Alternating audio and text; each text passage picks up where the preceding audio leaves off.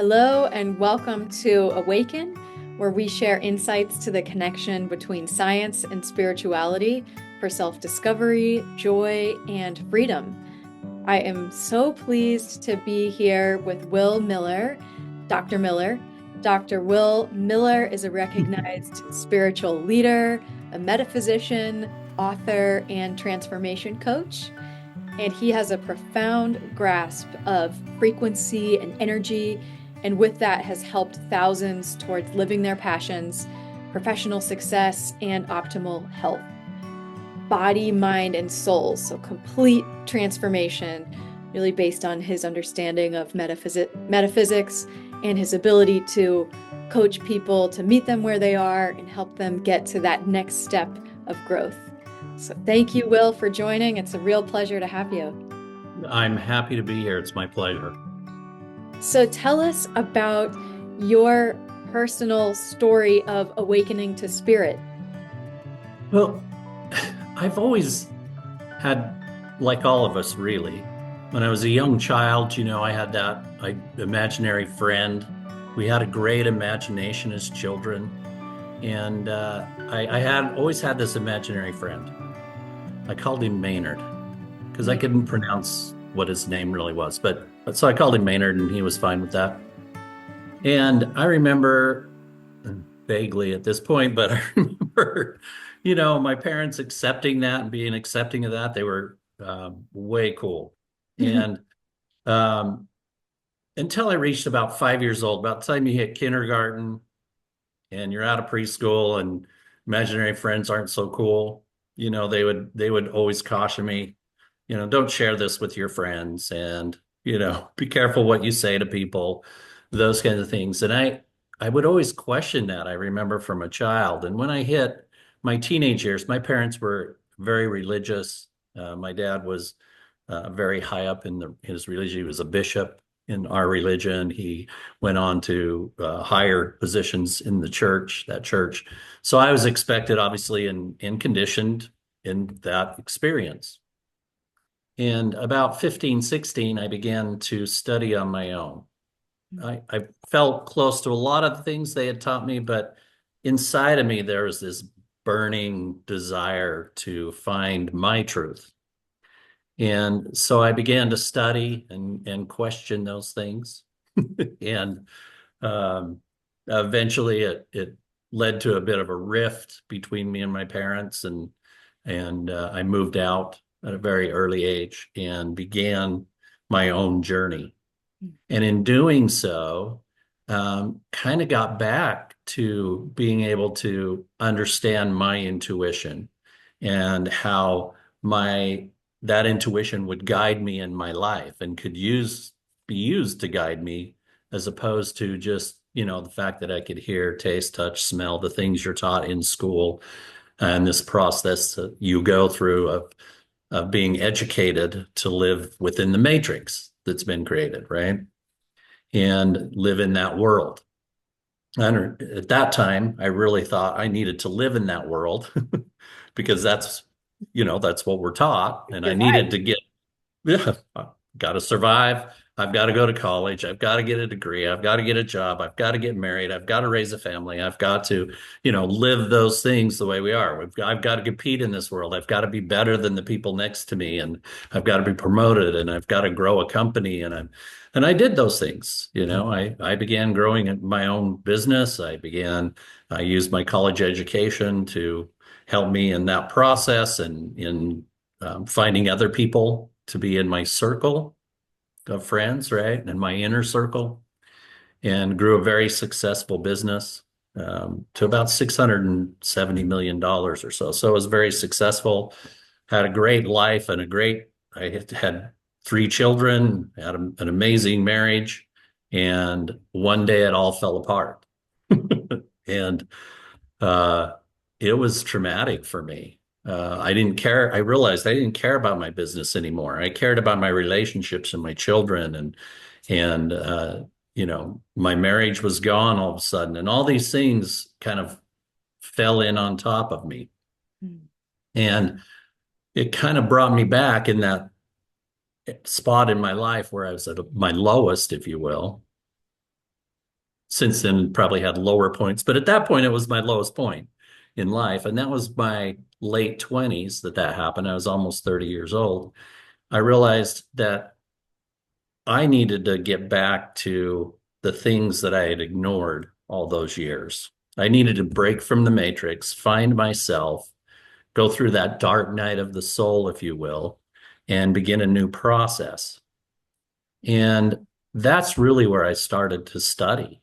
I went back and to school and actually started to study the things that were of interest to me instead of what I thought I needed to do to create success in life. The things that I was passionate about, the things that really moved me inside. And I started to learn those things. I created a different kind of relationship with my children that I had had, not this father who was gone all the time and traveling all the time and growing this business, to a father who was involved in their lives and their passions. And I started to get them to think a little differently too by doing so.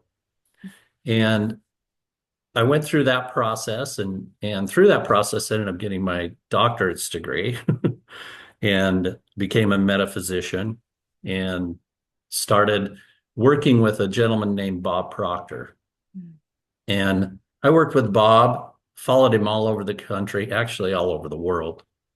We went to Malaysia, we went to Europe, those kinds of things. But I worked with him and his organization till about 2012. And I love what he teaches. And I love the idea of you really need to reshape your mind and how you look at the world.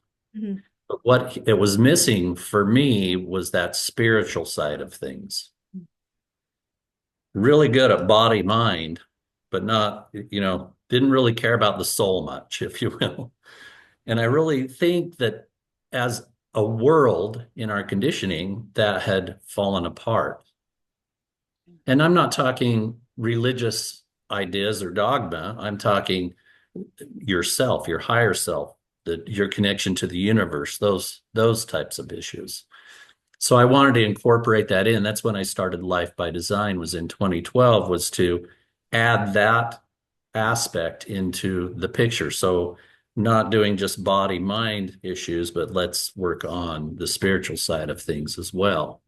And that began actually a new life for me of studying and understanding. I've been able to build businesses, very successful businesses, with ease up until that point. But I had struggled in my relationships, my close relationships. And I really wanted to find out why and what was going on. It was at that point I reinvented myself. I just said, I died, if you will. My old self died and I was reborn. And putting that process together through my own life, I began to teach that process in what I did. And you can have amazing abundance in your life and your relationships and your health if you follow certain practices and if you understand how to create that in your life. And that journey has led me to where I am now in Life by Design and my other businesses, because I am an entrepreneur at heart. I love building new things. That's part of my passion and what I do. So I still do the things that I love to do before, but I do it with a different kind of passion and a better understanding of how it really works behind it. I'm a very analytical mind, if you will. I want to understand how things work. Yeah. So that's what I really spend my time doing. Is that's great, I can do these practices, but why do these practices work? What are they changing in my cells of my body? What are they changing in my genes? What are they changing in how that chemical that releases from my brain goes into my body and makes me feel a certain way? So once you get that understanding, once I got that understanding, it started pouring through me. And I started writing the book that I just published recently. I know you've read, Eyes Wide Open. I published it about 2 months ago now, but I really have been working on it for, get that focus. There we go. And I've been working on it for years, really, because that analytical side of me kept saying it had to be perfect until I came to a point that I realized it doesn't have to be perfect. It just needs to really move certain people. Yeah. So as you read the book, you see that, and I rewrote the whole thing. When it flowed to me, it took me about 4 months to write the whole book and rewrite it. Wow. And it went from more of a scientific journal to a journey, if you will, through the process and what to do to get there. So that's really that whole process started from the day I was born that I can remember, but it's all those experiences in my life that the universe was giving me as a gift to bring me to the place I am today. Mm. So, And you talk a lot in the book about the false matrix. And just in your intro, you brought up this idea that we're conditioned to live in this matrix. Tell us a little bit more about what you mean by that. well, we're really conditioned to live in this world of entertainment rather than enlightenment. We're taught in school and in preschool and in our early lives through really no fault of anyone's. It's just the same experiences our parents went through, they teach us. And we change that a little bit through social conditioning and teach our children in a little different manner, but really the same precepts. But we're all about seeking this entertainment. The world's about creating entertainment to keep us entertained as opposed to enlightening us. If you go to elementary school, you have to follow this curriculum. And to be successful, you have to do good in your grades and you have to follow this curriculum that has nothing to do with really creating our passions or enlightening us to who we are and our divine innate power that is within us. It's all about looking outwardly for entertainment and recognition, or consumption rather than connections, or competition rather than collaboration. They don't teach us to collaborate together and create together. They teach us to compete with one another. And this morality that they've taught us is way off base, because true morality is innate to us. And if we have to look externally like we're taught for morality, then we're not truly being moral. We're just following the um, moral ideas of what someone else has given us. So that is that step or conditioning that we go through. And I don't know if that exactly answered the question, but I can reflect on it more if need be. So, I would love to hear, how do you move beyond the false matrix? well, really, the kind of that first step in removing yourself from this system is defining who you are.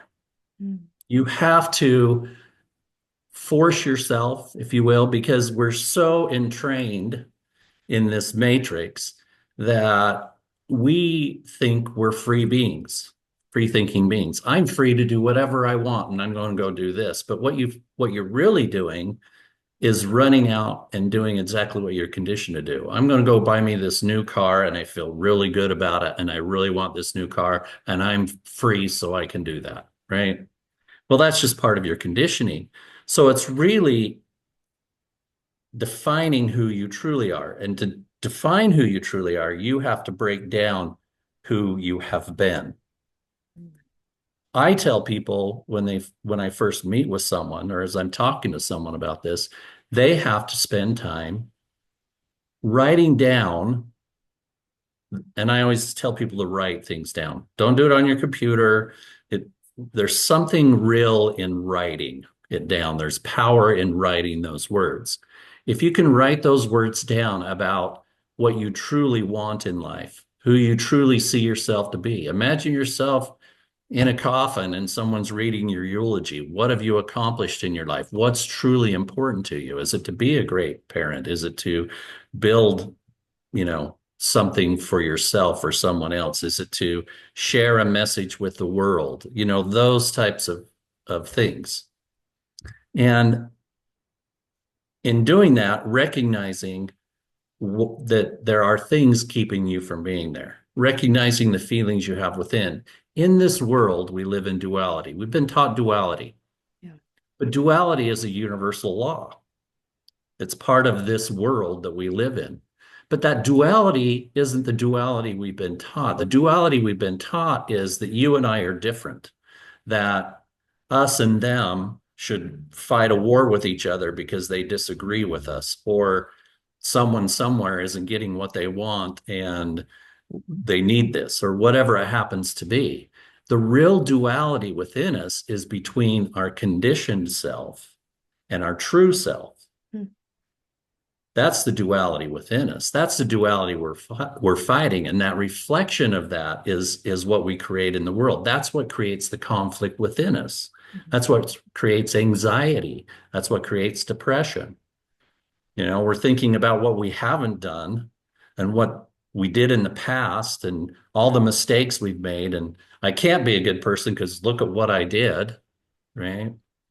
And that creates this depression within us, or we get anxious because we're worried about what tomorrow brings or what we're going to do or how am I going to afford this and that's just all part of the matrix. That's the duality they want us to fill, when the duality really is between our higher self and the way we're living. It's a constant fight because we're not living up to our true divine birthright, which is an amazing soulful person or entity, being, whatever you want to call it, living this physical existence. So to escape that, you have to first become aware of that. Becoming aware is the big secret, because once you become aware of that, then you can say to yourself, well, I see that now. So I have the power to act differently or to be differently. And then this next step in doing that, in that process, is to define what that is for yourself. Really sit down and spend time. That process, I know the first time I did it was about 2006. Yeah. I sat down, and that process took me about a month of really spending time with myself Mhm. and digging deep and saying, and finding what moved me in my chest, in my heart, and understanding how that felt. And that felt true. That felt real. Mhm. And the other things may have brought me excitement, or I may have felt excitement, that emotion from it, but it really didn't land as truth. It didn't make me feel at peace. It just excited me, right? So you have to spend the time doing that. And then once you become aware and see it, you define it. The next step then is creating the process of what that looks like, living that way, and then putting in that into a daily practice. Everybody thinks, I'm going to go to a coach or a guru or read this book or whatever, and everything will be fixed. I'll be good. As soon as I'm done, I'll just do it and, you know, I'm fixed. That's not how the world works. Conditioning of any kind, the kind we went through, took our whole lives. And it's different for everyone. Someone who grew up in mainland China versus the United States came up with different beliefs and different ideas of what the truth is. And they're conditioned to believe living that way. Much smaller place to live, different way of living in consumerism. And all of those types of ideas are different for that person. And if they had taken you or me and when we were children, young age, 2, 3 years old, and put us in mainland China to live our lives, we would come home and be totally different than our brothers and sisters and our friends, Mhm. because we have those different beliefs. But our innate self, that true self, is no different. And people don't understand that we are all connected on that level. We're all together, we're all the same, and we can collaborate And there really is no such thing as competition in that world. So that's the duality, that's the conflict we face. And you have to put that life into practice, and it takes daily practice. You're not a great basketball player, you're not a great tennis player, you're not a great golfer, you're not anything else unless you practice every single day. Well, this is no different. You have to put daily practices into place and practice them every single day. The more you practice, the better you become at it. And then, because of how the universe works and manifestation, you change your frequency in doing so. And as your frequency changes, you start to see the world much differently. You're much more of an observer rather than a participant. And life begins to change. So that's really the process. It's not that hard. I call that the body, mind, soul process.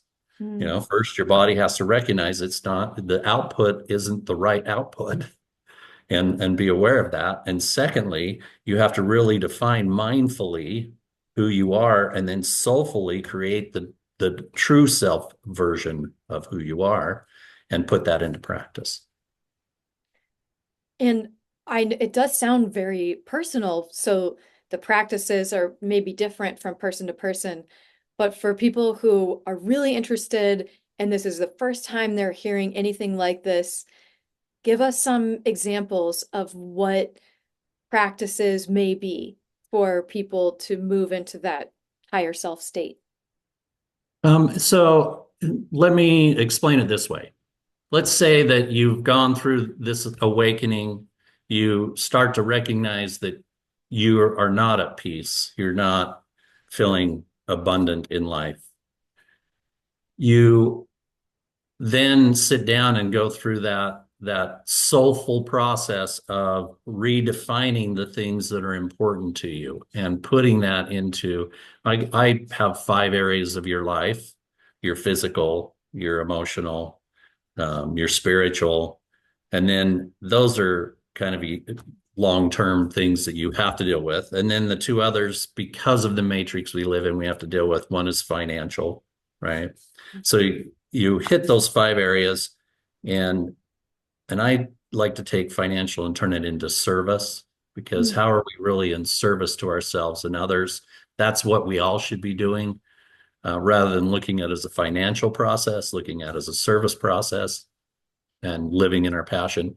But it's sitting down and defining, what do I look like in that situation? I see. In fact, let me just tell you the process people can use to do that. Okay. And I learned this a long time. I was taught this by Bob Proctor, actually. Okay. When you first sit down to go through this process, write down 30 things you want to be, do, or have before you die. And not just be, do, or have. Yeah, not just, not thought out things. And the reason I do 30 is because we first start out by writing down, oh, I want to learn guitar. I want to go to Paris, France. I want, those things. Okay. But you'll get through about 6 or 7 of those, and then you have to actually start thinking. So it's a process to make you really sit down and think, okay, what's truly important to me? What do I want to be seen as? When they're reading my eulogy, what do I want said about me? What do I want to accomplish soulfully in my life? What feels good in my heart? How do I feel abundant? No matter what's going on around the outside of me, how do I feel good on the inside all of the time? And once you get through those 30 things, break them down into an A, B, and C list. The top 10 in the A list, the next 10 in the B list, and the next 10 in the C list. And break them. So you're going to think about those 30 and what's truly important. Your A list is going to come out of that. Once you have that A list in front of you, number them 1 to 10. 1 being the most important thing on that list, and so on. Once you have that done, then what you'll do is you'll take the top probably 3, might be 5, but 3 to 5, and you're going to write what that looks like. It's going to take a couple of pages. What are you doing on a daily basis? What are you doing for other people? What are you doing for your livelihood? What are you doing in service to others? All those things you're going to write down. May have to do with your relationships. What has to do with your physical health, all of those things and what that looks like. Once you have that into 2 pages or 3 pages, whatever that takes to write that, what that looks like, you'll recognize immediately in living that kind of life, all those things on that list will come to fruition because of those top three. Mhm. Then I take those 3 pages and I put it into a paragraph. Mhm. And I always start it with, I am so happy and grateful, or I am so joyful and grateful that I now, whatever that happens to be on your, whatever that paragraph is, that becomes my morning mantra. Mm. Every morning, instead of waking up, checking my emails and checking my texts and running through social media, and the thing that 90% of people out there do, right? Mhm. Or being worried about the last day, I go through that. And as I go through it, I see myself doing it. I assign an emotion to it. I see myself hanging with my daughter or my son and doing the things that make me happy and we enjoy together. And I feel that emotion that goes with it. I see myself helping someone through a terrible health crisis and their body healing, those types of things. And that becomes and that's a great way for everyone on this pro program, whatever we're doing. Forgot where I was. On this program to start with that process and put in that first daily practice. Mhm. Because what that does is it sets your day. Mhm. Because this is how most people live. They wake up thinking and feeling and doing the same thing they did the day before. And if you're thinking and feeling and doing the same thing you did before, you're going to live the same life the way that you did the day before. There's no way around it. The universe can't do anything else for you. Mm. So if you start your day out thinking and feeling the way your true self wants to be, that sets the tone for your actions for the rest of the day. And Mm. throughout the day, every time you go outside of that, take 15 seconds to close your eyes and remember how you started your day and remember what that looks like and the emotion goes with it. That'll reset you because in the beginning of this process, you're going to need to be resetting several times a day. It's just the way life goes. You end up waking up the next morning because you've been in practice doing this for however many years, many, many years. And it's hard to get out of that practice. You've got to break a habit. How many days does it take to create a new habit? They say at least 21. So 21 days of breaking that old habit and creating a new habit, eating different kinds of foods. Picture yourself eating really good food for you and enjoying it and cooking it and all those things that you would enjoy doing. Mm. And the more you do that, we're seeing yourself healthy. A Mm. body that is diseased is a body that's just at dis-ease, Yeah. right? So creating this new self creates a shift in all parts of your life, who you're friends with, the kind of foods you eat, the health of your body, the health of your mind, the health of your emotions. If you have terrible anxiety, in my 20s, when I owned that very large business, I had terrible, terrible anxiety. I would have panic attacks in meetings and have to try and hold myself together because I was living so far outside what my higher self knew I had potential to be. The minute they come in congruency with each other, as much as possible, because not at all times in all places is it always possible to be that way, but you can get there most of the time. Your life changes dramatically and anxiety goes away or dis-ease in your body goes away. That help? That is so fantastic. And what I really appreciate about you, Will, is your ability to take something that seems kind of impossible for people and break it down into a really simple exercise. Although this does, as you said, take some intention, you have to carve out some time. But imagine if you did this practice that Will suggested of really choosing what are the top most important things to me, that you take some time to iterate on that, and then you have that, and then you are starting your day thinking about being that person. Like, what does that mean for your life a year from now and 2 years from now? It's such a powerful practice. And in Yeah. addition, yes, please tell No, us. go ahead. Well, I'll finish my thought here in a second. Yeah. Okay. Well, I did want to also share that your Eyes Wide Open book similarly is very practically written. It has super rich, advanced concepts, but it's accessible to people. And I wanted to share with the audience that you are making that available as a free gift in an ebook version.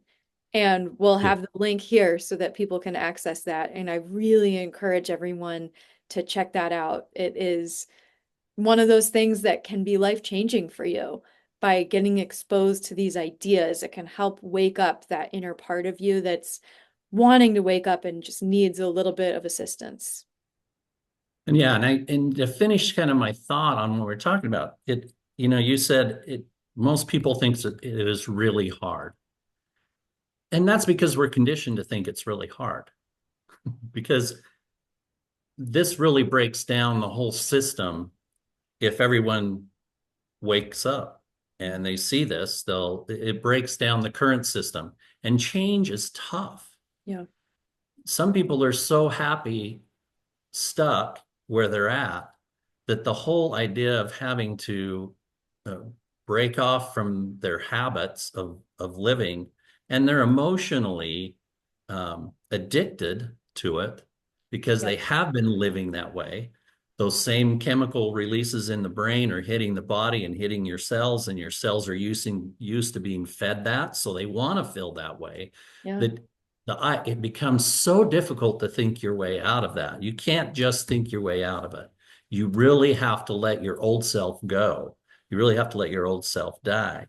And in the book, like you said, I shortened that book from a 350 page book down to, I think it's 100 and 115 pages or something like that, with just here's where we're at. Here's the things you need to understand to get out of that. And here's what you do once you're out of it. And I do in the book put many practices and ideas about practices of what they can do. And on my website, I have even more practices and protocols people can download every day to just use as ways to get themselves out of a slump. Because the great thing about this world, um, is it always comes in waves, right? And if you're understanding that and you have the practices in place to deal with each of those situations, life that doesn't become such a big wave any longer. The pendulum doesn't swing so far. It's a much easier swing. So, and that's part of life. That's part of our learning process. I always tell people when all those things are happening, it's really the universe giving you the opportunity to grow. It's not a failure. It's not your circumstances are picking on you. It's that the universe is saying you have now an opportunity to grow because how you handle this, how you go through it, and the fact that you can now see through the matrix in doing so creates a whole different opportunity as opposed to something that sets you back. Mm. So, Thank you so much, Will. And for people who are really inspired right now and are like, okay, I'm gonna do the book, I'm gonna do the exercise, and they may need a little more support, how can they reach you? And in what capacity do you offer support and coaching to people?